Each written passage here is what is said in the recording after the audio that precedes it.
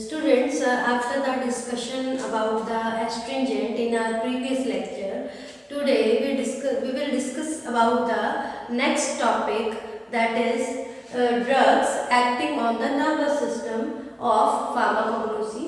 हम फार्माकोग्नोसी को नेक्स्ट जो टॉपिक है, क्योंकि आपका जो एस्ट्रिंजेंट था उसमें सिर्फ एक ही ड्रग कवर की थी हमने, वो थी ब्लैक कैटेचू, और उसमें हम ये भी कह सकते हैं पेल कैटेचू भी हमने डिस्कस किया था.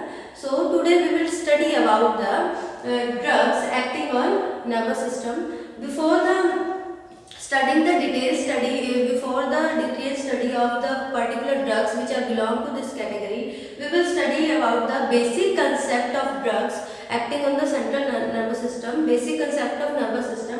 अगर हम बात करें नर्वस सिस्टम की, जो ह्यूमन नर्वस सिस्टम है एनाटॉमिकली उसको दो डिविजन्स में डिवाइड किया गया है नर्वस सिस्टम को.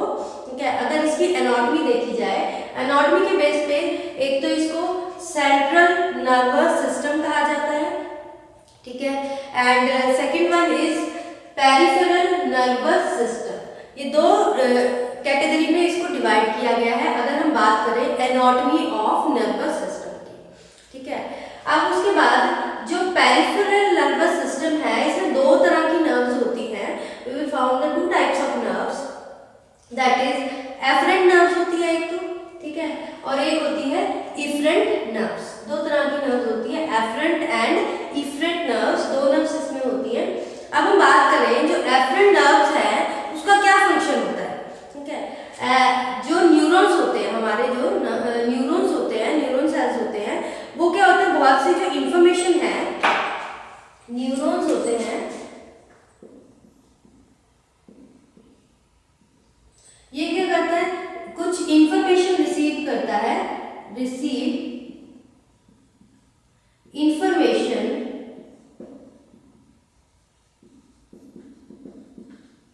From sensory organs. Sensory organ से इंफॉर्मेशन रिसीव करता है, जैसे आई हो गया, आईज हो गए. सेंसरी ऑर्गन्स क्या होते हैं आपको पता है, आईज, नोज और ये स्किन एटसेट्रा. इनसे क्या होता है, इंफॉर्मेशन रिसीव करता है, और ये इंफॉर्मेशन किसको पास करता है, pass it to central nervous system. And किसकी हेल्प से करता है, with the help of efferent nerves. इसकी हेल्प से ये मैसेज इसको कन्वे करता है. ये फंक्शनिंग होती है एफरेंट नर्व्स की. एफरेंट नर्व्स क्या करते हैं, जो इसमें न्यूरॉन्स होते हैं ना, that neurons receive the information, जो भी हमारे सेंसरी ऑर्गन्स हैं उससे जो भी इंफॉर्मेशन है वो रिसीव करता है. ठीक है, अब वो रिसीव करने के बाद वो सेंट्रल नर्वस सिस्टम को पास करेगा. वो पास किसके थ्रू करता है, उसके लिए कोई मीडियम चाहिए, तो वो एफरेंट नर्व्स होती हैं, वो उसको इंफॉर्मेशन को सेंट्रल नर्वस सिस्टम को पास करने में हेल्पफुल होती है. Now move to the efferent nerves. तो इफरेंट नर्व्स का क्या काम होता है, एफरेंट मतलब कि एंट्री करती है. ठीक है, इफरेंट क्या करती है, जो न्यूरॉन्स है वो सेंट्रल नर्वस सिस्टम से जो भी इंफॉर्मेशन है या फिर इंपल्स है उसको कहाँ पास करता है, टू द ऑर्गन्स, ऑर्गन्स को पास करता है. ठीक है, एफरेंट मतलब कि एंट्री, सेंट्रल नर्वस सिस्टम में जो भी इंफॉर्मेशन है उसकी एंट्री हुई. इफरेंट मतलब कि बाहर जाना, इफरेंट एग्जिट होता है ना जैसे, तो बाहर जाना. तो यहाँ से जो सेंट्रल नर्वस सिस्टम है ये क्या करता है, इसमें जो न्यूरॉन्स है वो न्यूरॉन्स क्या करते हैं, जो भी इंपल्स है उसको सेंड करते हैं टू द ऑर्गन्स. ठीक है, जैसे फॉर एग्जांपल अब कोई भी चीज है, कुछ कोई बहुत ही ज्यादा गर्म चीज है, ठीक है, गर्म बर्तन रखा है, आप उसको टच कर रहे हो. ठीक है, आपने टच किया. ठीक है, उस टाइम न्यूरॉन्स ने एफरेंट नर्व्स की हेल्प से ये जो सेंसरी ऑर्गन हमारा स्किन है ना, यहाँ से मैसेज भेजा किसको, सेंट्रल नर्वस सिस्टम को, कि गर्म है. ठीक है, अब गर्म है, ये सेंट्रल नर्वस सिस्टम को इंफॉर्मेशन दे दी एफरेंट नर्व्स ने. इफरेंट नर्व्स ने क्या किया, उस इंफॉर्मेशन को, जो न्यूरॉन्स है उसको इंपल्स भेजा, स्किन को ये कहा, जो हमने हाथ जैसे टच किया है उसके ऊपर ये इंफॉर्मेशन भेजी कि इसको आप, हमने एक्शन लिया, फटाफट हाथ हटा दिया. ठीक है, तो वो किसने काम किया, वो इफरेंट नर्व्स ने काम किया. Impulse through the from the CNS system से इंपल्स किसने सेंड की, इफरेंट नर्व्स ने स्किन को सेंड की, यानी ऑर्गन को सेंड की, हमारे हाथ को सेंड की कि आप इसको फटाफट अपना हाथ वहां से हटा लीजिए क्योंकि ये गर्म है, ठीक है। तो ये एक तरह का एग्जाम्पल हो गया। उसके बाद efferent nerves are further divided into two categories. Efferent nerves है वो क्या है, दो कैटेगरी में डिवाइड की गई है। पहली कैटेगरी क्या है, autonomic nervous, autonomic and somatic. Autonomic में क्या बता रखा है, भी जो इंपल्स सेंड करते हैं, एक तो इनवॉलंटरी एक्शन होता है। इनवॉलंटरी एक्शन क्या होता है, जैसे जो अपने आप जो भी हमारे बॉडी का एक फिजियोलॉजी है जो चलती रहती है, जैसे हार्ट बीट, हार्ट अपने आप बीट करता रहता है, हमारे कहने पे नहीं होता, ठीक है। और उसके बाद रेस्पिरेशन, अपने आप रेस्पिरेशन प्रोसेस चलती है, डाइजेशन प्रोसेस चलती है, ठीक है। ये सारी प्रोसेस किसमें आ जाती है, ऑटोनॉमिक सिस्टम में। अगर सोमैटिक की बात करें उसमें वॉलंटरी एक्शन आता है। वॉलंटरी मतलब इच्छा के अनुसार, जब हम चाहते हैं तभी वो एक्शन हम फिजिको वो रिस्पॉन्स हम शो करते हैं, ठीक है। तो अगर हम बात करें जो ऑटोनॉमिक नर्वस सिस्टम है, ये आगे क्या है, आगे भी फर्दर डिवाइड किया गया है सिंपैथेटिक एंड पैरासिम्पैथेटिक में, ठीक है। सो अगर हम बात करते हैं drugs acting on autonomic nervous system, ठीक है। अब हम दोनों की बात करें, ऑटोनॉमिक नर्वस सिस्टम की और पेरिफेरल नर्वस सिस्टम की। ऑटोनॉमिक नर्वस सिस्टम में क्या होता है, इस ऑटोनॉमिक नर्वस सिस्टम में क्या क्या कंसीडर किए जाते हैं, सबसे पहले इसमें वो फंक्शन कंसीडर किए जाते हैं मोस्टली, जैसे रेस्पिरेशन हो गया, ठीक है, सर्कुलेशन हो गया, डाइजेशन हो गया, इसमें ये फंक्शंस आ जाते हैं। फंक्शंस लाइक, ठीक है, रेस्पिरेशन,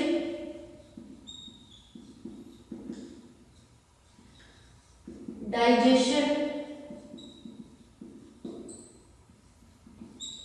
सर्कुलेशन, ठीक है, इस तरह के सारे जो भी प्रोसेसेस हैं, ठीक है, इसमें आ जाते हैं। या फिर maintenance of body temperature, maintenance of body temperature, ठीक है। तो ये फंक्शंस ऑटोनॉमिक नर्वस सिस्टम में आ जाते हैं। अब इसको इसकी जो एनाटॉमी और फिजियोलॉजी के बेस पे इसको कैटेगराइज किया गया है दो कैटेगरी के अंदर, that is sympathetic and parasympathetic.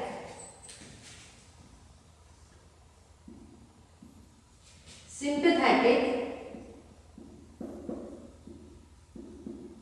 And para sympathetic, ठीक है, on the basis of anatomy and physiology. Anatomy and physiology, इसके बेसिस पे इसको कैटेगराइज किया गया है टू कैटेगरी में। अब बात करें अगर हम सिंपैथेटिक और पैरासिम्पैथेटिक की, तो पैरासिम्पैथेटिक की बात करते हैं तो पैरासिम्पैथेटिक जो सिस्टम है वो किससे एसोसिएट होता है, mostly conservation and restoration of energy, ठीक है। ये क्या करता है, कंजर्व करता है और एनर्जी को क्या करता है, रिस्टोर करता है, इसका ये काम है। लेकिन ये करता कैसे है, by increasing the GI tract motility, gastrointestinal motility होती है उसको इंक्रीज कर देता है, जिससे क्या होता है, सिक्रीशन भी इंक्रीज हो जाता है। और इसमें क्या होता है, जो हार्ट रेट है उसको स्लो डाउन कर देता है, हार्ट रेट स्लो डाउन करके रिस्टोर करता है एनर्जी को, ठीक है। एंड द ब्लड प्रेशर है उसको भी लोअरिंग डाउन कर देता है। तो इसका क्या काम होता है, ये मेनली किससे डील करता है, विद द रिस्टोरेशन और conservation of energy, associated with restoration and conservation of energy, ये इसका मेन काम होता है। कैसे करता है इसको, जो गैस्ट्रोइंटेस्टिनल ट्रैक्ट की जो मोटिलिटी है उसको क्या कर देता है, बढ़ा देता है, जिससे क्या होता है, सिक्रीशन भी बढ़ जाता है। और किसको रिड्यूस करता है, जो हार्ट ब्लड प्रेशर है उसको रिड्यूस कर देता है और हार्ट रेट को भी रिड्यूस कर देता है। अगर हम बात करें इसी की अपोजिट सिंपैथेटिक की, तो सिंपैथेटिक क्या करता है, वो सब इसका अपोजिट काम करता है, ठीक है। ये हार्ट रेट को डिक्रीज कर रहा है तो वो इंक्रीज करेगा, ये ब्लड प्रेशर को डिक्रीज कर रहा है तो वो इंक्रीज करेगा, ठीक है। ये गैस्ट्रो इंटेस्टिनल मोटिलिटी है उसको इसको क्या कर रहा है, इंक्रीज कर रहा है तो वो डिक्रीज करेगा, सिक्रीशन बढ़ा रहा है तो वो सिक्रीशन को कम कर देगा, ठीक है। ये उसका उल्टा काम करता है। अब हमने क्या करना है, हम पढ़ रहे हैं जो ड्रग सीएनएस नर्वस सिस्टम पे एक्ट करते हैं। अब पैरासिम्पैथेटिक और सिंपैथेटिक की बात करें, जो एक्टिविटी इसमें हो रही है, जो चीज बढ़ रही है या कम हो रही है, उसका अपोजिट करने के लिए एक केमिकल ट्रांसमीटर होता है। जैसे हम बात करें पैरासिम्पैथेटिक नर्वस सिस्टम की, ठीक है, तो ये क्या होता है, एसिटाइलकोलिन। एसिटाइलकोलिन क्या है, एक केमिकल ट्रांसमीटर है जो कि रिलीज होता है due to stimulation of parasympathetic nervous system के, उसको स्टिमुलेट करने के लिए। तो वो केमिकल ट्रांसमीटर का नाम क्या है, acetylcholine. Acetylcholine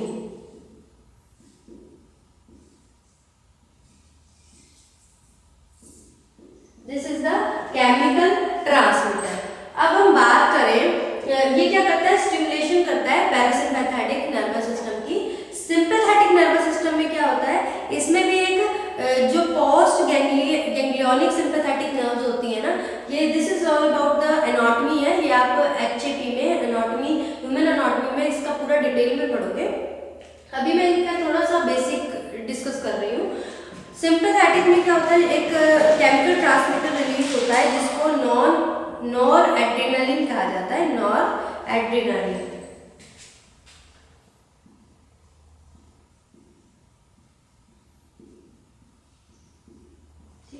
These are the chemical transmitters जो इसकी एक्टिविटी को स्टिमुलेट करता है या इनहिबिट करता है। These are the chemical transmitter।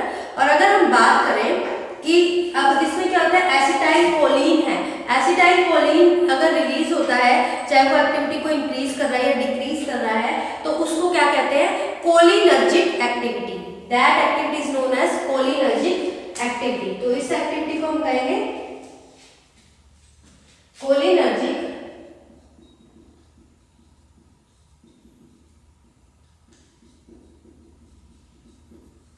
Activity, ठीक है, जिसमें से एड्रेनालिन रिलीज हो रहा है, इसको एड्रीनर्जिक एक्टिविटी कहा जाता है। Adrenergic activity, cholinergic and adrenergic activity होती है ये। उसके बाद अगर हम बात करें तो ये जो एसिटाइलकोलिन है और नॉन एड्रेनालिन है, ये क्या करते हैं, ये एक तरह के स्टिमुलेंट इफेक्ट शो करते हैं या फिर इनहिबिटरी एक्टिविटी शो करते हैं। स्टिमुलेंट इफेक्ट कह सकते हैं या फिर इनहिबिटरी एक्टिविटी प्रोड्यूस करते हैं, जो एक तरह का फिजियोलॉजिकल रिस्पांस यानी थेरेपेटिक रिस्पांस जो एक्टिविटी है वो शो करते हैं। यानी कोई भी अगर मान लो कोई सिस्टम है इस तरह से, पैरासिम्पैथेटिक में कोई लोअरिंग हो रही है बीपी की, उसको स्टिमुलेट करना है, बढ़ाना है किसी पर्टिकुलर टाइम पीरियड के लिए, तो वो कोलिनर्जिक एक्टिविटी होगी। अगर एड्रीनर्जिक के थ्रू हो रहा है तो उसको एड्रीनर्जिक एक्टिविटी कहेंगे, ठीक है। अब इसी टाइप से इनका रिस्पॉन्स की बात करें तो ये किस तरह की, इसमें जो सेंट्रल नर्वस सिस्टम में जो ड्रग्स एक्ट करती है वो कौन कौन सी ड्रग्स होती है, दैट आर, उसको अगर हम डिस्कस करें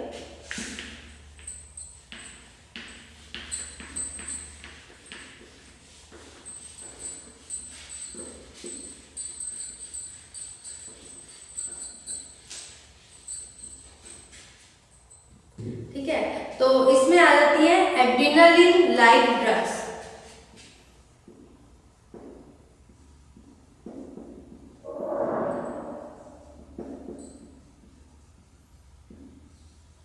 जो हम क्रूड ड्रग में पढ़ेंगे एड्रेनालिन लाइक ड्रग्स, इसमें क्या आ जाती है, इफेड्रिन, जिसमें इफेड्रिन होता है तो इसमें आ जाता है इफेड्रा स्पीसीज, इफेड्रा,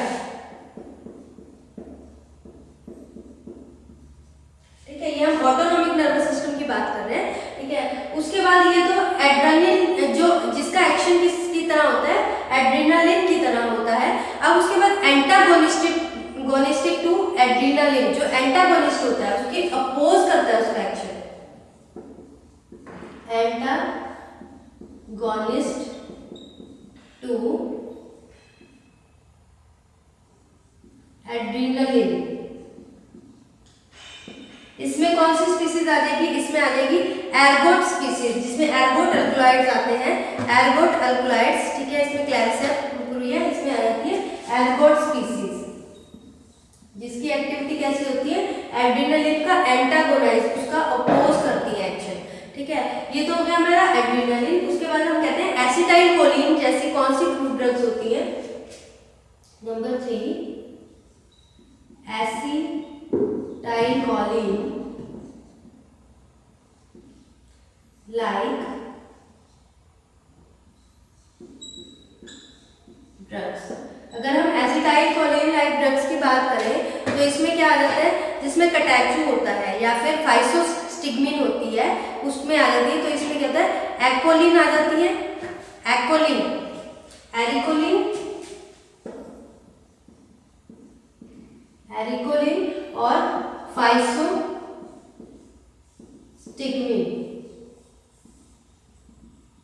जो एरिकोलिन कंटेन करता है या फिर एरिकोलिन इसमें और फाइसोस्टिग्मिन होता है, इसमें वो आ जाती है एसिटाइल कोलिन लाइक ड्रग्स। उसके बाद बात करें antagonistic to acetyl Colin,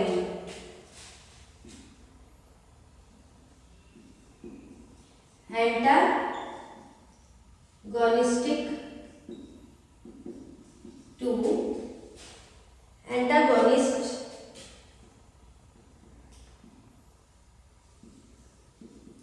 acetyl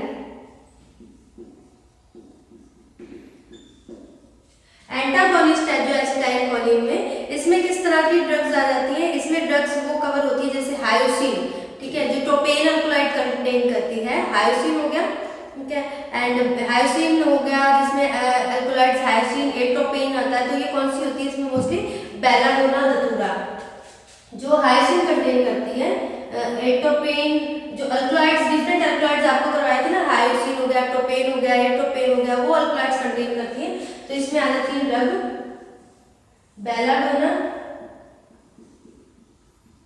and धतूरा, बेलाडोना आ जाएगी और धतूरा आ जाएगी। तो this is about the drugs जो कि किसमें हमारे ऑटोनॉमिक नर्वस सिस्टम पे एक्ट करती हैं, वो वाली ड्रग्स। तो इसमें हमने ये पहले तो बेसिक कंसेप्ट पढ़ा कि होता क्या है, उसके बाद हमने पढ़ा कि इसमें एड्रेनालाइजिन का ये तो केमिकल रिसेप्टर केमिकल ट्रांसमीटर है, लेकिन हम क्या फार्माकोग्नोसी पढ़ रहे हैं, तो फार्माकोग्नोसी में हमने क्रूड ड्रग्स पढ़नी है जो नेचुरल सब्सटेंस से ऑब्टेन होती है। तो इसमें क्या होता है, एड्रेनालाइट ड्रग में इफेड्रा आ जाएगी जो एंटागोनिस्ट है एड्रेनालिन यानी उसके अपोज करती है उसका एक्शन, उसमें एर्गट आ जाएगी, क्रूड ड्रग के नाम है, ठीक है। और एसिटाइल कोलिन लाइक ड्रग्स में जैसे एरिकोलिन है जिसमें, ठीक है, एरिकोलिन, उसके बाद एरिकोलिन किसमें मिलती है, एरिकोलिन मोस्टली एरिका कैटेक्सी में मिलता है। फाइसोस्टिग्मिन, फाइसोस्टिग्मिन किसमें मिलता है, फाइसोस्टिग्मिन वेनिनोसम, फाइसोस्टिग्मिन वेनिनोसम से मिलता है। उसके बाद एंटागोनिस्ट जो एसिटाइल कोलिन का एंटागोनिस्ट है, इसमें अल्कलॉइड्स आ जाते हैं जैसे टोपेन अल्कलॉइड्स हो गए, ठीक है, और हायोसिन अल्कलॉइड्स हो गए, तो ये सब बेलाडोना और धतूरा में आती हैं। ये ड्रग्स हैं जो एक्ट कर रही हैं central nervous autonomic nervous system में, ठीक है, ये वो वाली ड्रग्स है। अगर हम बात करें आगे सेंट्रल नर्वस सिस्टम की, ठीक है, ये तो हमने सारा ऑटोनॉमिक नर्वस सिस्टम के बारे में पढ़ा। उसके बाद बात करते हैं अगर सेंट्रल नर्वस सिस्टम की, तो सेंट्रल नर्वस सिस्टम में क्या होता है, the central nervous system is composed of 2 main parts होते हैं, इसमें ब्रेन और स्पाइनल कॉर्ड, ठीक है। और उस ब्रेन में क्या होता है,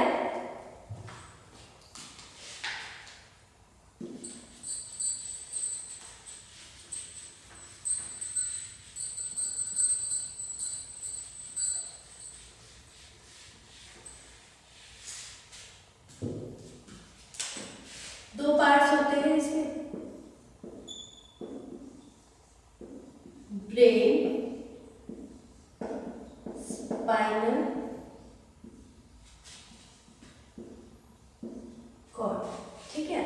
अब ब्रेन में क्या क्या चीजें हमें मिलती है, सेरिब्रम होता है, सेरिबेलम होता है, मेडुला ऑब्लंगाटा होता है, ये सब चीजें आप एचएपी में एनाटॉमी, ह्यूमन एनाटॉमी में पूरी डिटेल में पढ़ेंगे, आपके सब्जेक्ट है उसमें। इसमें हम इतना ज़्यादा लंबा डिस्कशन नहीं कर सकते क्योंकि हमने इसमें अपनी ड्रग्स कवर करनी है, उसकी डिटेल पढ़नी है, ठीक है। तो जो सेंट्रल नर्वस सिस्टम होता है, इसमें क्या होता है, सारे वॉलंटरी एक्शन होते हैं, आपको इनवॉलंटरी और वॉलंटरी के बारे में बताया था। वॉलंटरी एक्शंस होते हैं जो अपने आप ऑटोमेटिकली होते रहते हैं, जैसे respiration, digestion, circulation and maintenance of body temperature. लेकिन वॉलंटरी होते हैं जो हम अपने आप करते हैं, इच्छा के अनुसार करते हैं, ठीक है। तो इसमें क्या होता है, जो ऑटोनॉमिक नर्वस सिस्टम है उसकी सेंट्रल नर्वस सिस्टम के साथ प्रॉपर कोऑर्डिनेशन होनी जरूरी है, तभी वो वॉलंटरी एक्शन करेगा। वॉलंटरी एक्शन का जैसे मैंने आपको एग्जांपल दिया था कि उसने गर्म चीज को अगर किसी को टच किया है तो आप फटाफट हाथ, वॉलंटरी इच्छा के अनुसार आप उसको हाथ दें, क्योंकि वो मैसेज कन्वे करेगा। तो ऑटोनॉमिक नर्वस सिस्टम का सेंट्रल नर्वस सिस्टम के साथ कोऑर्डिनेशन होना बहुत जरूरी है, ठीक है। तो ये बहुत इंपॉर्टेंट है, अगर इनका कोऑर्डिनेशन नहीं होगा तो वो रिस्पॉन्स नहीं कर पाएगा, जैसा वो वॉलंटरी एक्शन है वो नहीं कर पाएगा। अब हमने उसमें ड्रग्स की थी, हमने सेंट्रल नर्वस सिस्टम पे जो ऑटोनॉमिक नर्वस सिस्टम पे जो ड्रग्स एक्ट करती हैं, अब हम करते हैं जो ड्रग्स एक्ट करती हैं on the central nervous system.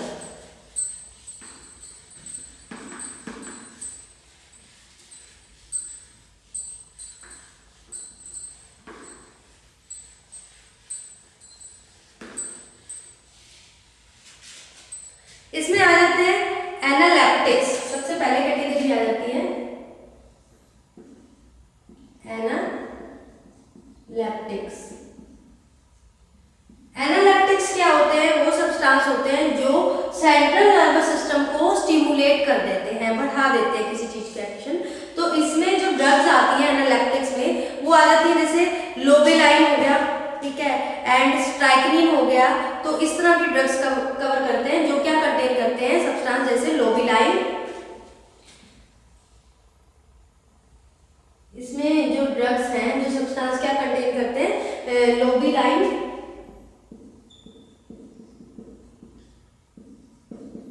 स्ट्राइक्निन, ठीक है, इस तरह की ड्रग्स आ जाती हैं। उसके बाद जो नेक्स्ट कैटेगरी है इसी में जो सेंट्रल नर्वस सिस्टम के ऊपर एक्ट करती है, that is drug effecting the mental activity. जो ड्रग किसको इफेक्ट करती है, ड्रग्स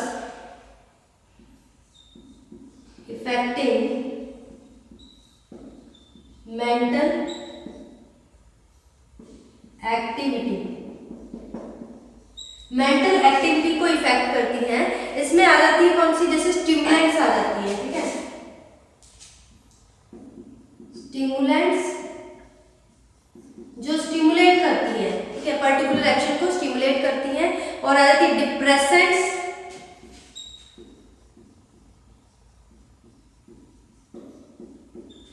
डिप्रेसेंट्स। नेक्स्ट आ जाती है इसमें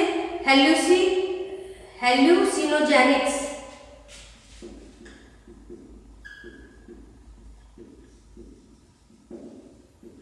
ठीक है, ये ड्रग्स आ जाती हैं। बात करें स्टिमुलेंट्स की, तो स्टिमुलेंट्स में एग्जांपल आ जाता है जैसे कैफीन। मोस्टली कैफीन हमें कहाँ से मिलता है, टी, कॉफी, कोका से, तो इसमें आ जाती है कैफीन आ जाता है। उसके बाद डिप्रेसेंट्स की बात करें, डिप्रेसेंट में आ जाती है रेजरपाइन, ठीक है, रेजरपाइन किसमें, जैसे रिवोल्फिया ग्रुप से मिलता है रेजरपाइन, जो कि ऑब्टेन होता है रिवोल्फिया ग्रुप से। उसके बाद हेलुसिनोजेनिक्स, हेलुसिनोजेनिक्स में आ जाती है मोस्टली कैनाबिस टाइपा, जिसमें क्या होता है टेट्रा हाइड्रो कैनाबिटोल, टेट्रा हाइड्रो कैनाबिनोल होता है, टेट्रा हाइड्रो कैनाबिनोल, और ये किस में मिलता है, कैनाबिस में, ठीक है। ये हो गया drugs affecting the mental activity. उसके बाद क्या होती है, जो मोटर एक्शन को इफेक्ट करती हैं, ठीक है, central depressants, central depressants acting on motor function. Motor functions पे कौन सी ड्रग्स एक्ट करती हैं, मोस्टली जो ट्रोपेन हायोसिन अल्कलॉइड कंटेन करती है, दैट इज बेलाडोना, बेलाडोना, ठीक है, ये ड्रग आ जाती है बेलाडोना। उसके बाद कुछ एनाल्जेसिक्स भी आ जाती है, इसके अंदर जो कैटेगरी है नेक्स्ट है एनाल्जेसिक्स।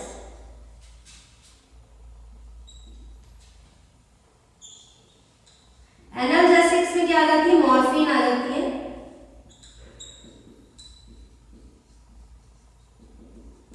मॉर्फिन आ जाती है एनाल्जेसिक्स में, ठीक है।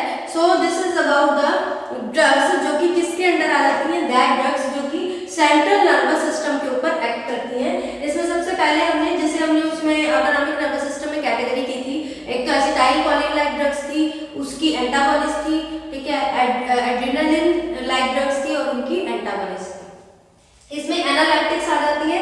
एनालेप्टिक्स क्या करती है, it stimulates the central nervous system को स्टिमुलेट करती हैं, जो क्या कंटेन करती है, लोबेलाइन कंटेन करती है या फिर और इट कंटेन्स द स्ट्राइकनिन कंटेन करती है। उसके बाद क्या आता है, drugs affecting the mental activity, जो मेंटल एक्टिविटी को इफेक्ट करती है। इसके अंदर फर्दर कैटेगरी आ जाती है, जैसे स्टिमुलेंट्स आ जाते हैं। स्टिमुलेंट्स में क्या होते हैं, जैसे कैफीन, जो कैफीन कंटेन करते हैं, कैफीन में टी हो गया, कॉफी हो गया, कोका हो गया, ये कैफीन कंटेन करते हैं। डिप्रेसेंट्स में जो रेजरपाइन कंटेन करते हैं, that constituent chemical constituent reserpine होता है मोस्टली रेवोल्फिया रूट्स के अंदर, ठीक है। उसके बाद नेक्स्ट आ जाती है हेलुसिनोजेनिक्स। हेलुसिनोजेनिक्स में क्या होता है, जो टेट्राहाइड्रोकैनिक कैनाबिनोल कंटेन करता है और ये किसमें होता है, कैनाबिस में कंटेन होता है, ठीक है। ये क्रूड ड्रग के नाम, ये तो एक्टिव कॉन्स्टिट्यूएंट के नाम है और उसके बाद क्रूड ड्रग बताया, जैसे कैफीन होता है टी में, रेजरपाइन होता है रेवोल्फिया रूट में, टेट्राहाइड्रोकैनाबिनोल होता है कैनाबिस में, ठीक है। उसके बाद सेंट्रल डिप्रेसेंट मोटर एक्शन, जो सेंट्रल डिप्रेसेंट्स होते हैं जो कि किस पे एक्ट करती है, मोटर एक्शन पे। इसमें आते हैं जो प्रोपेन और एट्रोपेन अल्कोहॉल्स होते हैं, इसमें मोस्टली आते हैं बेलाडोना। उसके बाद एनाल्जेसिक्स में जो इफेक्ट होते हैं वो होते हैं मॉर्फिन हो गया, कोडीन हो गया, ठीक है। तो ये मॉर्फिन और कोडीन किसमें, पेपावर सोम्निफेरम से ऑब्टेन होते हैं। This is about the basic of central nervous system. हमने जनरल बेसिक किया है कि सेंट्रल जो नर्वस सिस्टम के बारे में, कि इसमें दो तरह के पार्ट होते हैं, सेंट्रल नर्वस सिस्टम भी होता है, ऑटोनॉमिक नर्वस सिस्टम भी होता है। हमने वो ड्रग पढ़नी है जो दोनों पे एक्ट करती है। तो अकॉर्डिंग टू योर सिलेबस हमारे जो इसमें जो ड्रग्स हैं वो हैं, ये 8 ड्रग्स हैं जो हम स्टडी करेंगे, जिसकी डिटेल में स्टडी करेंगे। दैट वन इज हायोसाइमस है, उसके बाद बेलाडोना के बाद एक्कोनाइट के बाद ashwagandha, then ephedra, then opium, cannabis and nux vomica. तो आपको इससे थोड़ा क्लियर हो गया होगा भी हम इस तरह की ये जो कैटेगरी है इसकी बात कर रहे हैं। वैसे तो ये जो कैटेगरीज है, एनालेप्टिक्स, ड्रग एक्टिंग और मेंटल एक्टिविटी, ये सब क्या होते हैं आपके एक नेक्स्ट ईयर सब्जेक्ट आएगा फार्माकोलॉजी और मेडिसिनल केमिस्ट्री, उसमें इसकी पूरी डिविजन्स आपको दे रखी होगी। ये हमने जनरल डिस्कस किया है बेसिक कंसेप्ट कि नर्वस सिस्टम होता क्या है, कितनी कैटेगरी में इसको डिवाइड किया गया है और कौन कौन सी ड्रग है। तो वो तो ग्रुप ड्रग्स हैं जो हम स्टडी करेंगे। और ये मैंने आपको जनरल इंट्रोडक्शन दिया था कि सेंट्रल नर्वस सिस्टम क्या होता है, ऑटोनॉमिक नर्वस सिस्टम क्या होता है, इसमें कौन सी नर्व्स है, कैसे एक्ट करती है, उनका क्या क्या एक्शन होता है, किसका वॉलंटरी होता है, किसका इनवॉलंटरी होता है, और किस तरह के जो केमिकल ट्रांसमीटर है उससे मिलती जुलती कौन सी ग्रुप ड्रग है जो वैसी ही एक्टिविटी करती हैं। ये आपको डिटेल बताया कौन सी ड्रग सेंट्रल नर्वस सिस्टम पे एक्ट करती है, कौन सी ड्रग ऑटोनॉमिक नर्वस सिस्टम पे एक्ट करती है। So in next lecture we will cover the detail about the drugs। हम ये जो ड्रग्स हैं, 8 ड्रग्स हैं जो कि नर्वस सिस्टम पे एक्ट करती हैं, इनकी डिटेल स्टडी करेंगे। This is the basic concept of drugs acting on the nervous system, और you can say that nervous system का बेसिक कंसेप्ट आपको डिस्कस किया है। इससे ज़्यादा डिटेल में नहीं करेंगे क्योंकि वो आप HAP में